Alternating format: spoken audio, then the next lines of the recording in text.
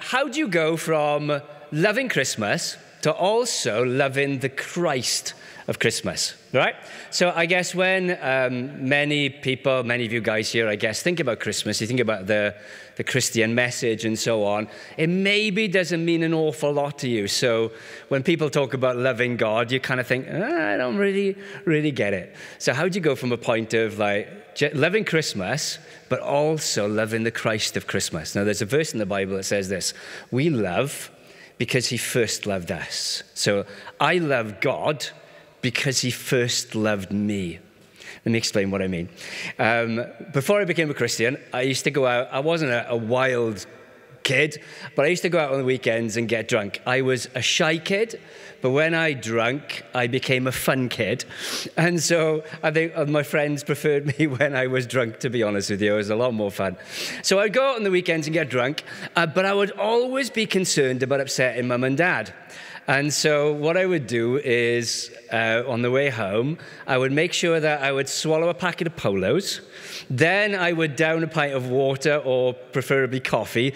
And then I would walk from town, Port Talbot, back to Baglan. And by that point, about 1 or 2 o'clock in the morning, I would walk in. And if my mum and dad were still up, they wouldn't suspect that I was drunk. I'm trying not to give you tips tonight, guys. But I never wanted to upset mum and dad. And I remember Christmas Eve one year, and my mates were saying, Neil, you're coming out. I really didn't want to go out. Because for me, Christmas was staying at home, family, going to bed at a decent hour Christmas Eve, getting up early Christmas morning. And they were so insistent. They're like, no, come on, you got to come out. It's Christmas Eve. But I was like, yeah, but it's Christmas Eve. That's why I don't want to come out. And they were like, oh, come on, Tal, you got to come out. And so eventually I relented, peer pressure and all that kind of stuff, when I was out in some club or whatever. And I just looked at my watch all night. I had one drink that I kept all night. And all I could think was, I just don't want to upset mum and dad. I don't want to ruin Christmas for them or whatever by me coming in early hours of Christmas Day drunk or whatever it is. I don't want to upset mum and dad. I guess this is the point I'm making. Why was that? Because I loved them. Because they first loved me. And they loved me so much, did so many things for me, that I had this love back for mum and dad. Can you get it? All right, this is where I'm going. The same thing happened for me with God. When I realized that I did bad things, because we all do bad things, but we don't all realize it, I realized it. And then that made complete sense to me why Jesus came at Christmas. But then he came eventually to die on the cross and to take my sin. When I grasped that, it moved me, really. I found myself crying an awful lot, actually.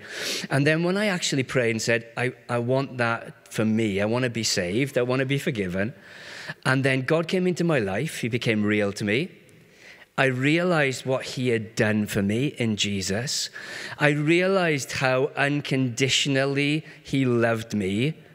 I went from a position of, I don't really care much about God, all that kind of stuff, to I actually love him more than anything in the whole world.